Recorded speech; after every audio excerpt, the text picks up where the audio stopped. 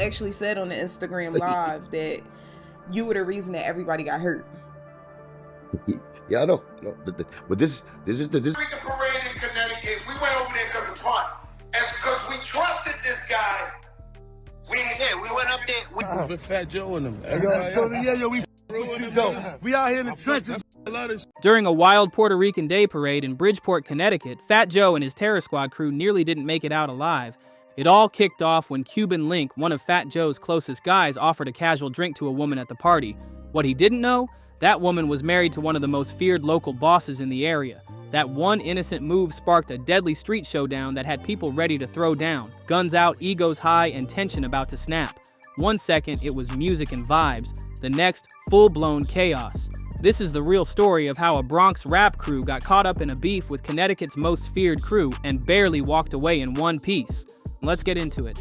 It was the year 2000 and Bridgeport was lit with pride for its annual Puerto Rican Day parade. This wasn't just some regular block party, this was a full-blown celebration. Streets were packed. Puerto Rican flags waved high, music blasted from every corner, and families danced in the streets while local performers turned sidewalks into stages.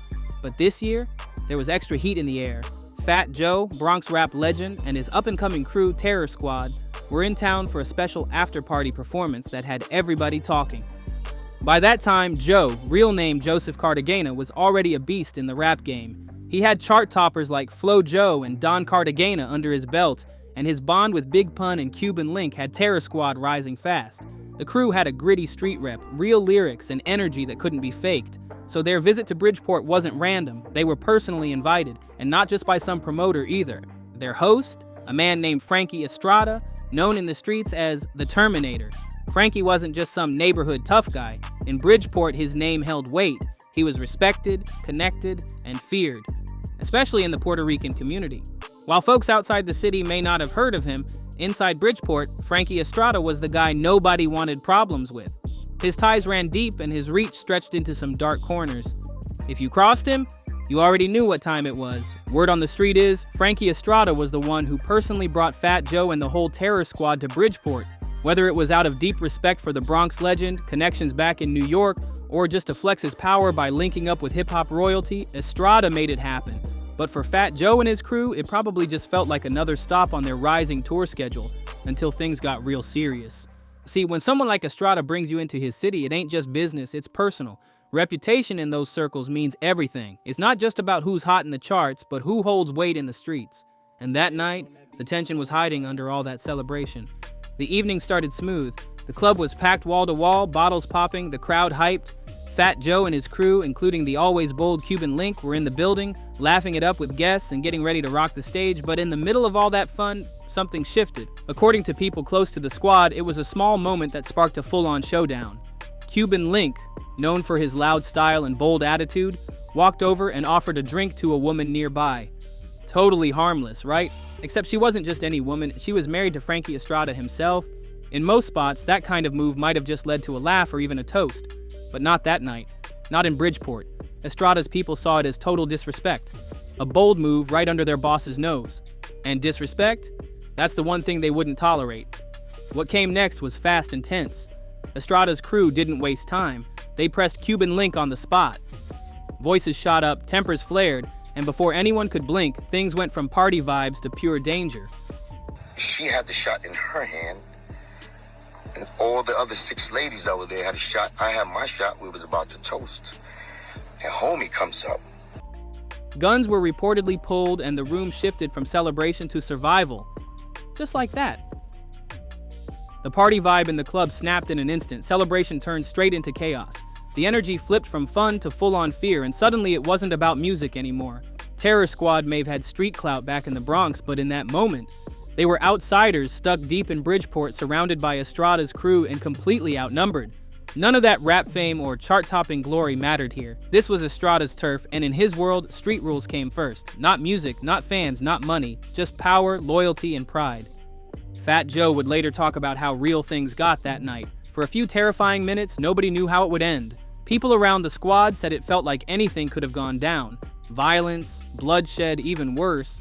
And the only reason it didn't? Fat Joe himself. Joe reportedly stepped up like a true boss. He calmed down his crew, told them to fall back, and tried to reason with Estrada's men face to face. That bold move might have been the only thing that kept it all from going off the rails. The crew didn't wait around to see what would happen next. They dipped fast. What was supposed to be a major show turned into a quick escape. No encore, no stage moment, just a quiet, shaken exit. Some say the performance never even happened at all. Details from that night are still murky. Nothing was ever officially reported. No headlines, no arrests, no public shootout. But whispers from those in the know kept the story alive. Over time, it spread through hip-hop circles, passed along in interviews and street talk like an urban legend. And the message was clear: no matter how famous you are, stepping into someone else's world without knowing the rules, that can flip your whole night upside down, especially when someone like Frankie Estrada is calling the shots. This moment would go down as one of the closest brushes with death in Fat Joe's entire career, and it had nothing to do with rap beef. This wasn't about music politics. This was about stepping over a deadly line of respect in the wrong city, at the worst possible time. When Terror Squad left Bridgeport that night, they weren't just walking out of a party, they were walking away from what could have turned into a straight-up funeral. Frankie Estrada, better known on the streets as the Terminator, wasn't your average neighborhood thug. He wasn't just some loud guy with a crew. This man was a full-blown convicted kingpin, running one of the most dangerous criminal operations in all of Connecticut. Folks didn't just talk about him, they whispered his name. His rep spread fear, not just in Bridgeport's Puerto Rican community, but in surrounding towns too. To the public, he might have been just another name flashing across the news, but to law enforcement and anyone living in his orbit, Frankie Estrada was a walking storm. By the late 90s into the early 2000s, he had already built a whole empire, brick by brick. Court records from United States versus Frank Estrada, 320F 3rd degree 173, pulled the curtain back on just how deep things went. His operation wasn't some loose crew slinging on corners. This was high level. He ran massive drug distribution with reach stretching far past Bridgeport, but it didn't stop there. According to the feds, this wasn't just about dope. His crew was tied to murders, extortion, planned assaults, and a long trail of threats and fear. He ran things like a machine, tight, deadly, and organized. And the fucking drink got on my face and on my fucking shirt, and I asked them to buy me another. Yo, every one of them had this gun. So he got the gun, right? And the man is pointing at. Prosecutors said his moves weren't street-level chaos. They were calculated military-style tactics. Some even called it a mini cartel. So when Fat Joe's crew accidentally stepped into that world and crossed the line, they weren't just dealing with drama, they were staring down a man who could make people vanish without a sound. The Hartford Courant, one of the most respected papers in Connecticut, didn't hold back when they described Frankie Estrada's grip on the streets. They called it straight-up ruthless. He ruled Bridgeport's underworld with cold intimidation and straight-up violence. Rivals didn't just lose, they disappeared. Disloyalty? That got punished in ways people still whisper about. Estrada's name was no small-time rumor, it landed him on federal watch lists. Multiple agencies had eyes on him, including the FBI, DEA, and local law enforcement. They launched joint task forces, tapped phones, planted informants, you name it, and slowly, the massive web of crime he built across Bridgeport started to unravel. When the feds finally moved in, they hit him hard. He was indicted and convicted on major federal charges, including murder tied to a continuing criminal enterprise and conspiracy to move serious weight. The man wasn't just dealing drugs, he was running a violent machine. The threat Estrada posed was so extreme that even the trial had to be locked down tight. Prosecutors and witnesses were placed under federal protection. Security around the court was beefed up heavy. People were genuinely scared that someone might try something. Word was Estrada's reach went far, and he didn't forgive betrayal. One of the murders tied to his case was over a simple dispute. Someone allegedly disrespected his crew. That alone triggered a hit. Another man was believed to be a snitch, and that suspicion alone got him killed. No mercy, no warnings. These weren't one-off acts, they were part of a deadly pattern that kept his empire standing and his people scared straight. Even after getting arrested multiple times, Estrada kept things running from behind the scenes.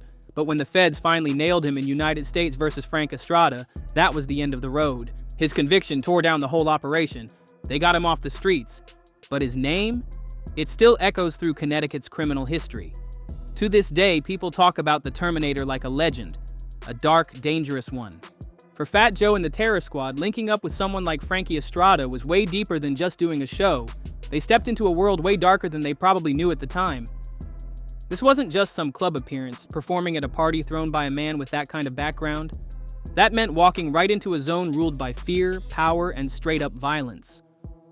Once you really understand who Estrada was, the whole Puerto Rican Day Parade story hits different. That night wasn't just about music, it was a stage set in the middle of a warlord's territory. The man throwing the event wasn't some flashy promoter, he was someone who'd ordered hits, moved weight across state lines, and ran his crew with a code based on loyalty and revenge. One wrong move, and it could have been curtains. They didn't call him the Terminator for hype, this wasn't a movie nickname. When Frankie made a decision, there was no second guessing, no backing down. And that night, he was watching. Bridgeport was lit for the Puerto Rican Day Parade. The city was alive, music in the streets, flags everywhere, and people celebrating their culture loud and proud. For fans of hip-hop, the real highlight came after dark, an exclusive after-party with Fat Joe and the Terror Squad on deck. Inside the club, the mood was electric, drinks flowing, crowd vibing, and the energy was all loves at first. According to Fat Joe himself, in a 2022 interview with Math Hoffa, that night took a sharp, dangerous turn. Nobody saw it coming, the crew was just doing their thing, performing, mingling, riding the wave of the crowd, but all it took was one small, harmless move, and things exploded. Joe recalled that the moment that set everything off came from someone on his team, someone widely believed to be Cuban Link. One small move on the dance floor nearly turned deadly. A close member of the Terror Squad made what seemed like a simple gesture, offering a woman a drink. But as Fat Joe later revealed, that woman wasn't just anybody, and she was Frankie Estrada's wife. That one moment, cool and casual as it looked, was seen as straight-up disrespect in Bridgeport, especially in the world Frankie ruled. And in his circle, moves like that weren't shrugged off. They were treated as a challenge, a warning shot, and disrespect toward the Terminator. The Puerto Rican parade in Connecticut, we went over there because of fun. It's because we trusted this guy. That was playing with fire. Frankie Estrada, who had personally invited the crew that night, wasn't just posted in the corner. He was deep in the building, flanked by loyal men, all eyes watching. When he caught wind of the drink offered to his wife, he didn't take it lightly. He saw it as a public slap to his authority. That's when the mood flipped, fast. What started as a fun night for Fat Joe and his Bronx crew suddenly turned into something way more dangerous. The room got heavy, the air changed, and just like that, a celebration turned into a high-stakes face-off. Fat Joe later spoke about that exact moment, and his words hit hard. "I don't even know how we made it out alive." From what Joe described, the fallout was instant. Estrada and his crew swarmed in, circling Terror Squad without hesitation. This wasn't a warning, this wasn't hype. According to Joe, Estrada pulled out a gun, aimed it straight at him. That right there told everyone this was no longer a shouting match, it was real. The club froze. Music probably cut off. People panicked. Some tried to run, others froze in shock, not knowing if the next second would bring gunfire. The vibe had shifted into full survival mode. A harmless moment had spiraled into a full-blown life-or-death standoff. But just as everything teetered on the edge of chaos, something totally unexpected happened. According to Fat Joe, the moment everything could have gone south was stopped by the last person anyone expected, Frankie Estrada's own wife. She stepped between her husband and the rapper, pleading with Frankie to put the gun down and think twice. That quick act of calm in a room full of heat might have saved multiple lives in seconds. Just like that, the immediate danger began to fade. Estrada backed off, his crew backed off, and Terror Squad? They were allowed to walk out that club in one piece. No shots fired, no blood spilled, but make no mistake, Fat Joe knew exactly how close they were to disaster. One wrong move, 1 second too slow, and that story would have ended with sirens and body bags instead of interviews. That night became more than just a close call. It turned into hip-hop legend, a real-life reminder of how quick pride, territory, and misunderstood vibes can flip a party into a near-death experience. Years later, Fat Joe still talks about it like it happened yesterday. In that same 2022 interview, he said straight up, "It was a real-life gangster moment. That wasn't no rap beef, that wasn't music." And he meant it. There was nothing staged about that night. It was raw, real, and seconds from tragedy. Joe also used the story as a warning. Touring ain't always about flashing lights and fame. Sometimes stepping into certain cities means stepping into someone else's war zone. In Bridgeport, the Terror Squad had their rap reputation. But Frankie Estrada? He had an entire empire backing him. This wasn't just street drama, it was real organized power. Bridgeport's underground scene, especially in tight-knit Puerto Rican communities, had its own silent rules and codes. And Frankie? He was the name people didn't say too loud. According to a 2005 Hartford Courant report, Estrada had ties to at least 6 murders and ran a criminal operation moving hundreds of thousands in product. His reign wasn't just about drugs, it was about fear, control, and punishment for anyone who stepped out of line. When someone crossed Frankie Estrada, they didn't just get a warning, they either vanished or ended up dead. That wasn't just street talk, it was backed up by courtroom testimonies. His nickname, the Terminator, wasn't for show. It was a full-on warning label. And in 2002, the U.S. Court of Appeals upheld his conviction, officially locking him in as the head of a brutal operation. Federal prosecutors described his setup as a full-blown criminal enterprise, with a clear chain of command, violent enforcers, access to weapons, and drug pipelines that ran deep. Listen to me. We got our whoa. Like, I don't know how we allowed. This wasn't some scattered crew. It was organized, armed, and dangerous. To really understand how that nightclub moment exploded, you gotta get where Fat Joe and his team were coming from at the time. By 2000, Joe was riding high off the success of Don Cartagena, 1998, and had already helped launch Big Pun into the spotlight. Terror Squad was rising fast, gaining both respect and fear in the game. The crew wasn't soft. Cuban Link, Armageddon, Triple C's, and Prospect were all raised in the Bronx, living and breathing that street life. Back then, in hip-hop, respect came from the streets, and Terror Squad had plenty. But what went down in Bridgeport reminded them real quick. No matter how tough a rap crew is, organized crime plays by different rules. These weren't just street dudes. These were people who ran neighborhoods with fear, money, and muscle. So how did they make it out alive that night? Fat Joe calls it divine intervention and gives full credit to Estrada's wife. When Frankie pulled out that gun, Joe said everything stopped cold. "I thought we were gonna die in Bridgeport," he admitted in his interview. That was it. Time froze. But then, Estrada's wife stepped in, told him to stand down, and just like that, the standoff ended. Joe and his crew backed out quick, realizing just how close they were to the edge.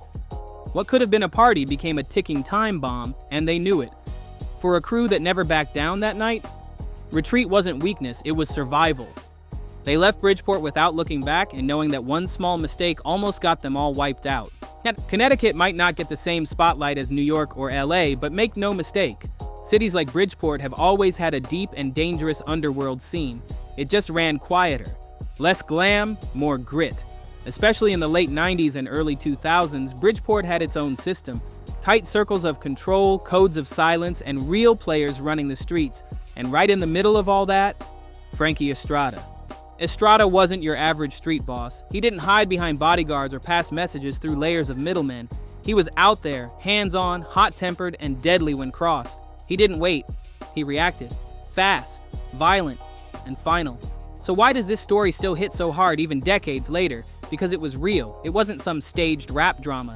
This was a rare moment when two separate worlds, hip-hop energy and true organized crime, crashed head-on.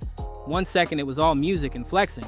The next, a mob boss had a gun pointed at a rap legend over a drink on the dance floor. That don't happen every day. It was a pure survival story, one that could have ended in tragedy over a moment of ego and misunderstanding. Fat Joe's lived through a lot, but even now, as one of hip-hop's elder statesmen, he still talks about that night with chills. "I don't know how we're alive," he said, not as a rapper bragging, but as someone who felt death breathing down his neck. As of the last known update, Frankie Estrada is locked up for life. Sentenced in federal court for running a violent criminal empire, he's not coming home. His name still carries weight in Bridgeport, but now it's part of history, not the present. Fat Joe, on the other hand, flipped the script. Today, he's known more for his business moves, charity work, and podcast wisdom than any street beef. But stories like this, they remind people just how real it got on his way to the top. As for Cuban Link, while there's never been an official confirmation that he sparked the Bridgeport chaos, he did split from Terror Squad later on after both personal and professional tension bubbled over.